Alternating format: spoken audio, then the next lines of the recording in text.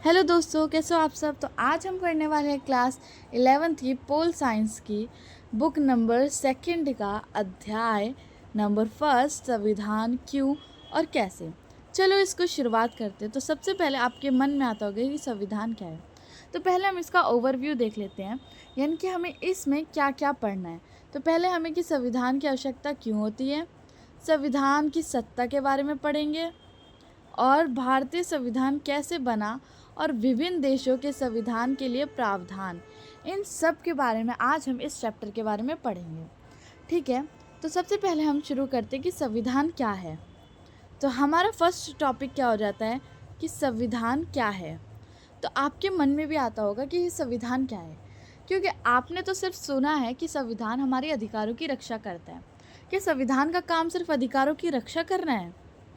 क्या संविधान का काम अधिकारों की रक्षा करना है या फिर उसके और भी काम है, वो हम आगे इस चैप्टर के बारे में पढ़ेंगे। लेकिन सबसे पहले हम जानेंगे कि संविधान है क्या। तो हमारा फर्स्ट पॉइंट आ जाता है, थोड़ा मैं इसको जूम कर लेती हूँ। तो हमारा फर्स्ट पॉइंट आ जाता है कि संविधान क्या है। तो संविधान जनता की विशिष्ट आकांक्षाओं को पूरा करने का एक साधन है। अब इसका मतलब क्या है, यानी कि मान लो जनता की अलग अलग आकांक्षाएं होती हैं, यानी कि कह सकते हो आशाएं होती हैं। फॉर एग्ज़ाम्पल कि हमें समानता मिले, स्वतंत्रता मिले, आकांक्षा ही है तो है। तो जनता की जो अलग अलग आकांक्षाएं होती हैं वो संविधान उसका एक साधन है, यानी कि जनता की जो अलग अलग आकांक्षाएं होती हैं उनको पूरा करने का साधन कौन है? संविधान। ठीक है, अब सेकंड पॉइंट आ जाता है कि राजनीतिक प्रक्रियाओं के मूल ढांचे का निर्धारक। राजनीतिक प्रक्रियाओं में क्या आ जाता है कि जो सरकार है वो कैसे काम करेगी, या फिर सरकार की क्या क्या राइट्स हैं, ये सब किस में आ जाते हैं? इनकी ये आ जाती है राजनीतिक प्रक्रिया में। तो सरकार कैसे काम करेगी और सरकार के क्या क्या राइट्स हैं या फिर क्या क्या अधिकार हैं, ये कौन तय करता है? ये संविधान तय करता है। ठीक है, फिर आ जाता है सरकार तथा जनता के बीच संबंधों का विनिमय। अब इससे क्या मतलब है, यानी कि जो सरकार और जो जनता है उसके बीच संबंधों का विनिमय मतलब कि अगर जनता सरकार को चुनाव करेगी, अगर जनता सरकार का चुनाव करेगी तो सरकार की भी तो कुछ फर्ज बनता है कि जनता की बात को सुनेगी और उनकी जो वो मांग रहे हैं, यानी कि जो उनकी मांगे हैं उनको क्या करेगी? पूरा करने का प्रयास करेगी। यही है विनिमय। विनिमय क्या कि जब जनता सरकार का चुनाव कर रही है तो सरकार का भी फ़र्ज़ क्या बनता है कि जनता का जो मांगे हैं उनको पूरी करे। ये कौन बताता है? ये संविधान बताता है। अब चौथा पॉइंट आ जाता है कि सरकार के 3 प्रमुख अंग कौन कौन से? सरकार के 3 प्रमुख अंग कौन कौन से? विधायिका, कार्यपालिका और न्यायपालिका की स्थापना कौन करता है? ये संविधान करता है। तो समझ गए संविधान क्या करता है? संविधान जनता की विशिष्ट आकांक्षाओं को पूर्ति करता है या फिर पूरा करने का साधन है, राजनीतिक प्रक्रियाओं के मूल ढांचे का निर्धारक है और सरकार तथा जनता के बीच विनिमय का संबंध। ठीक है, और सरकार के 3 अंग विधायिका, कार्यपालिका, न्यायपालिका की स्थापना करता है। ओके, अब नेक्स्ट आ जाता है कि हमें संविधान की आवश्यकता क्यों है।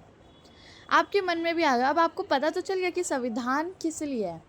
किस लिए? कि सरकार के अधिकारों के लिए, हमारे अधिकारों की रक्षा के लिए, हमारी आकांक्षाओं को पूरा करने के लिए संविधान है। अब संविधान की हमें ज़रूरत क्यों पड़ती है? कॉमन सी बात है कि हमारे अधिकार हैं, लेकिन अभी हम इस टॉपिक के बारे में डीपली पढ़ते हैं। चलिए तो शुरू करते हैं। तो हमारा नेक्स्ट टॉपिक क्या आ जाता है कि संविधान की, हमारे नेक्स्ट टॉपिक क्या आ जाता है कि संविधान की आवश्यकता हमें क्यों होती है। तो हम पढ़ते हैं। तो यहाँ क्या लिखा है? एक मिनट, यहाँ लिखा है कि मनुष्य एक सामाजिक प्राणी है। समाज विभिन्न प्रकार के समुदायों से बनता है। इन समुदाय के में तालमेल बैठाने के लिए संविधान ज़रूरी है। जैसे मानो हमारे अगर हम समाज देखें तो समाज में हमारे कितने अलग अलग समुदाय हैं, यानी कि यहाँ पे हिंदू है, मुस्लिम है, सिख है, मुस्लिम है, सिख है, ईसाई है, अलग अलग समुदाय है ना, ये सारे अलग अलग क्या हैं, अलग अलग समुदाय हैं। तो इन सारे समुदायों के बीच तालमेल, यानी कि इन सारे समुदायों के बीच तालमेल बनाने, तालमेल सब क्या मतलब है, तालमेल यानी कि किसी के साथ भी भेदभाव ना हो, सब एक समान रहे। तो इन समुदायों के बीच तालमेल बनाने या फिर बनाए रखने के लिए संविधान क्या है, संविधान की ज़रूरत है। तो समझ गए कि मनुष्य एक सामाजिक प्राणी है और समाज में क्या है, विभिन्न प्रकार के समुदाय से बनता है और इन समुदाय में तालमेल बिठाने के लिए संविधान ज़रूरी है। अब नेक्स्ट आ जाता है कि संविधान जनता में आपसी विश्वास पैदा करने के लिए मूलभूत नियमों का एक समूह उपलब्ध कराता है। अब ये संविधान जनता में आपसी विश्वास पैदा करने से क्या मतलब है, फॉर एग्ज़ाम्पल मान लो एक जनता है, जनता है मतलब कोई भी हमारी जनसंख्या, फिर हम जनता, आम जनता, आम जनता के विश्वास, मान लो जैसे आम जनता सरकार को क्या करती है, सरकार का चुनाव करती है और फिर उसको क्या करते हैं, वोट देती है। तो अब सरकार भी तो जनता के लिए कुछ करेगी ना, तो इससे क्या होता है, अगर जनता वोट देगी सरकार को तो सरकार भी जनता के लिए कुछ करेगी। इससे क्या होता है, जनता को एक विश्वास हो जाता है कि हाँ अगर हम इसको वोट देंगे तो ये हमारे लिए कुछ कर देगा। क्यों, क्योंकि संविधान में वर्णित है, ठीक है, इसलिए हमें संविधान की ज़रूरत है। अब नेक्स्ट आ जाता है, संविधान यह भी तय करता है कि अंतिम निर्णय के लेने की शक्ति किसके पास होगी। मान लो आप अपने घर का एग्जाम्पल लेकर चलो, ठीक है, आप अपने घर में देखते हो आपके घर में कौन कौन है, पापा है, मम्मी है, बहनें हैं और भाई हैं, ये सब है, ठीक है। अब एक मतलब मान लो आपके भाई और बहन में किसको लेकर विवाद हो गया कि वो चॉकलेट जो है वो कौन खाएगा, चॉकलेट कौन खाएगा, ठीक है। अब मम्मी ने क्या बोला, मम्मी ने क्या बोला कि बहन खाएगी या फिर भाई खाएगा, ठीक है। लेकिन ये अंतिम निर्णय नहीं है, क्योंकि संविधान यह तय करता है अंतिम निर्णय कौन लेगा। और यहाँ पर अंतिम निर्णय, मान लो जैसे अपने घर का भी एग्जाम्पल ले रहे हैं कि मम्मी ने बोला भाई चॉकलेट खाएगा, वहीं अगर पापा, फादर, जो कि सबको पता है घर का मुखिया होता है, तो मुखिया क्या करता है, जो भी मुखिया का फैसला होगा, जो भी मुखिया का फैसला होगा, यानी कि जो भी फादर का फैसला होगा वही अंतिम फैसला होगा। अब फादर ने क्या बोलते हैं, दोनों बराबर खाएंगे, दोनों बराबर खाएंगे वो चॉकलेट, क्योंकि अगर वो फादर बहन का पक्ष ले लेते तो यहाँ पर क्या आ जाती, असमानता फैल जाती कि बहन का फ़र्ज़ ले लिया, भाई को छोड़ दिया। इसलिए फादर ने जो अंतिम निर्णय लिया है, क्योंकि फादर घर का मुख्य होता है, इसलिए उसने जो अंतिम निर्णय लिया है वही जो है मान्य होगा, ठीक है, अदरवाइज़ मान्य नहीं होगा। यही बात कही जा रही है कि संविधान क्या करता है, यह भी तय करता है कि जो अंतिम निर्णय है उसकी शक्ति किसके पास होगी। मतलब यहाँ पर देखिए तो अंतिम निर्णय लेने की शक्ति सर्वोच्च न्यायालय, जिसे हम क्या कहते हैं, सुप्रीम कोर्ट कहते हैं, सर्वोच्च न्यायालय। यहाँ पर अंतिम निर्णय लेने की शक्ति किसके पास है, सर्वोच्च न्यायालय। और वही हमने माना कि फादर एक सर्वोच्च न्यायालय, और सर्वोच्च न्यायालय किसी के साथ क्या करता है, भेदभाव नहीं करता, ठीक है। यही कि ऐसे अगर वो बहन को दे देते फादर तो क्या हो जाती, भेदभाव हो जाती। वहीं इसलिए इन्होंने क्या कहा, दोनों जो है वो मिल बांट के चॉकलेट खाएंगे, ठीक है, ताकि किसी के साथ यहाँ पे भेदभाव ना हो। अब संविधान सरकार निर्माण के नियमों, क्या, संविधान सरकार निर्माण के नियमों, उपनियमों तथा उसकी शक्तियों एवं सीमाओं को तय करता है। मतलब जो संविधान है, कि संविधान क्या बताता है कि सरकार का निर्माण, यानी कि सरकार कैसे बनेगी। सरकार बनने का मतलब क्या है कि उसे कितनी बहुमत पे सरकार बनाना है। अगर वो इतने वोट से हार गई तो क्या उसे सरकार बनाना भी है या फिर नहीं बनाना। तो यही कह रहे कि संविधान के पास सरकार निर्माण के नियमों, उपनियमों और उसकी शक्ति, यानी कि सरकार की क्या क्या शक्तियाँ हैं। क्या बोला जा रहा है कि यहाँ पे कि जो सरकार है उसकी क्या क्या शक्तियाँ होंगी। शक्तियाँ से मतलब क्या है कि जो सरकार है वो जनता के साथ, यानी कि वो अपने पद, यानी कि सरकार अपने पद का दुरुपयोग ना करे, पद का क्या ना करे, दुरुपयोग ना करे, ये भी कौन करता है, संविधान तय करता है। इसलिए उसकी एक सीमित शक्तियाँ होती है, वो शक्तियाँ हम आगे पढ़ेंगे। इस चैप्टर में नहीं, हम आने वाले अध्यायों में पढ़ेंगे कि कौन कौन सी शक्तियाँ सरकार के पास होती हैं। बस अभी आपके लिए जानना ज़रूरी है कि संविधान सरकार निर्माणों के नियमों, उपनियमों और उसकी शक्तियों का सीमाओं को तय करता है। अब एक न्यायपूर्ण समाज की स्थापना के लिए भी संविधान ज़रूरी है। अब न्यायपूर्ण समाज से क्या तात्पर्य है? न्यायपूर्ण यानी कि सबको न्याय मिले। ये नहीं कि अमीर व्यक्ति है तो उसकी सज़ा को माफ़ कर दिया जाए, वहीं अगर कोई गरीब व्यक्ति है तो उसकी सज़ा को माफ़ ना कर दी जाए, क्योंकि अगर ऐसा होता है तो ये एक लोकतांत्रिक भी नहीं होगा और ऐसा संविधान में, हमारे संविधान में लिखा नहीं हुआ है। इसलिए संविधान क्यों ज़रूरी है? अभी हमने पढ़ा। पहला, ताकि ये विभिन्न प्रकार समुदाय के बीच तालमेल बैठाने के लिए ज़रूरी है, और विश्वास पैदा करने के लिए ज़रूरी है, और अंतिम निर्णय कौन लेगा ये भी संविधान ही तय करता है। और जो सरकार है उसके निर्माण की, उसकी जो शक्तियाँ हैं वो सीमाओं को तय करें। यानी कि सरकार क्या, संविधान क्या करते हैं? सरकार की शक्तियों को और सीमाओं को तय करते हैं। और फिर क्या करते हैं? एक न्यायपूर्ण समाज, यानी कि सबके साथ न्याय हो, ऐसे समाज की स्थापना करता है। तो अब देखो, इसको शॉर्ट में नोट डाउन कर लीजिए आप, या फिर स्क्रीनशॉट ले लीजिए। थोड़ा मैं इसको जूम आउट करती हूँ। तो देखो, ये आप अपनी नोटबुक में नोट डाउन कर लो। ये वही सब लिखा है जो मैंने आपको अभी बताया है कि संविधान की आवश्यकता हमें क्यों होती है। तालमेल बढ़ाना, बुनियादी नियम निश्चित करना, सरकार की सीमाएं, जनता की आकांक्षाएं, राष्ट्रीय बुनियादी पहचान। इसमें एक दो पॉइंट और जुड़ गए हों और वो पॉइंट मैंने पहले आपको समझा दिए, तो उसको अगर आप दोबारा समझना चाहते हो आप रिपीट कर सकते हो, फिर रिव्यू मतलब पीछे कर सकते हो वीडियो को। ठीक है, अब चलते हैं नेक्स्ट पे। अब आते संविधान की सत्ता। संविधान की सत्ता, अब हम पढ़ने वाले संविधान की सत्ता के बारे में। अब संविधान की सत्ता के बारे में हम पढ़ने वाले हैं। अब इससे मतलब क्या है संविधान की सत्ता?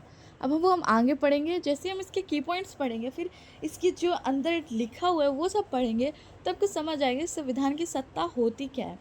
तो जैसे हम पढ़ेंगे, ठीक है, तो हम पढ़ने वाले राष्ट्रीय आंदोलन से प्रेरणा प्राप्त होती है। इनकी संविधान की सत्ता में क्या होता है? राष्ट्रीय आंदोलन जैसे इतने सारे आंदोलन आते रहते हैं, तो उनमें से कुछ राष्ट्रीय आंदोलन भी होते हैं, तो उससे क्या करता है? प्रेरणा प्राप्त करना।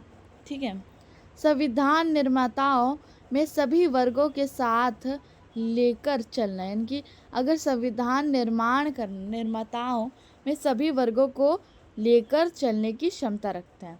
संविधान की सत्ता से क्या मतलब हो रहा है? धीरे धीरे आपको समझ आ रहा होगा कि संविधान की सत्ता क्या है।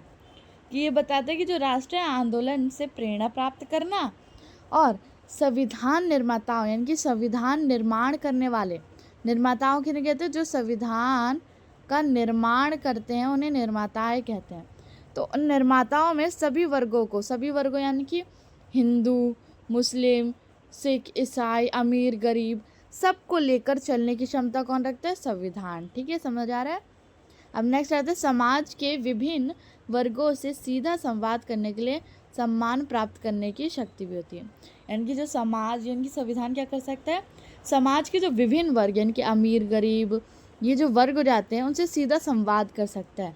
किस प्रकार से कर सकते हैं? मौलिक अधिकारों से। हम ये नेक्स्ट चैप्टर ही हमारा भारतीय में मौलिक अधिकार, भारतीय संविधान में मौलिक अधिकार है, उसके लिए हम डीपली पढ़ेंगे। इसमें अभी आपको कोई टेंशन लेने की ज़रूरत नहीं है, आपको जितना आ रहा है आप उतना समझिए। ठीक है, तो अभी हम क्या पढ़ रहे थे? समाज के जो विभिन्न वर्ग से सीधा संवाद तथा सम्मान प्राप्त करने की क्षमता कौन रखता है? संविधान रखता है। किस प्रकार से वो संवाद कर सकता है? मौलिक अधिकार की सहायता से क्या कर सकते हैं? संवाद तथा उनको सम्मान प्रदान कर सकते हैं, प्राप्त कर सकते हैं। ठीक है, अब लोकप्रिय नेताओं का समर्थन पर आधारित। फिर आता है जो अल्पसंख्यक समझते हो?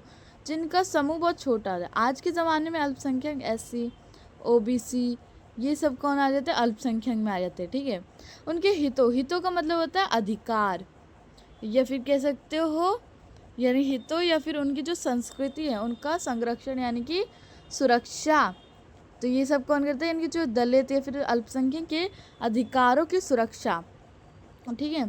फिर आता है विधायिका का और कार्यपालिका और न्यायपालिका के बीच संस्थागत संतुलन स्थापित करना। अब इससे क्या मतलब है, संतुलन से मतलब है कि जो विधायिका है वो कार्यपालिका में कार्य में दखल ना दे, और जो कार्यपालिका है वो विधायिका के कार्य में दखल ना दे। यानी कि जो ये तीनों अंग है वो सिर्फ अपना कार्य करे, दूसरों के कार्य में या फिर कैसे हस्तक्षेप ना करें, ठीक है। फिर आता है मूल्य नियमों प्रक्रियाओं की कार्य प्रणाली में लचीलापन। फिर आता है मूल्य नियमों तथा प्रक्रियाओं की कार्य प्रणाली में लचीलापन, मूल्य नियम। फिर बाद में बदलती आवश्यकताओं तथा परिस्थितियों के अनुसार स्वयं को ढालने की कार्य क्षमता। तो आज हमने क्या क्या पढ़ा वो हम रिपीट कर लेते हैं। तो आज हमने क्या पढ़ा कि संविधान क्या है, ये हमने पढ़ लिया। संविधान की आवश्यकता क्यों है वो हमने पढ़ लिया, और उसके हमने की पॉइंट्स भी पढ़ लिए। और फिर हमने क्या पढ़ा, संविधान की सत्ता के बारे में पढ़ा, ठीक है। अब नेक्स्ट हम शुरू करेंगे पार्ट 2 में हम शुरू करेंगे क्या, संविधान सभा का गठन। तब तक के लिए हमें सब्सक्राइब ज़रूर कर लेना ताकि आपको नोटिफिकेशन जल्द ही प्राप्त हो। तब तक के लिए बाय बाय।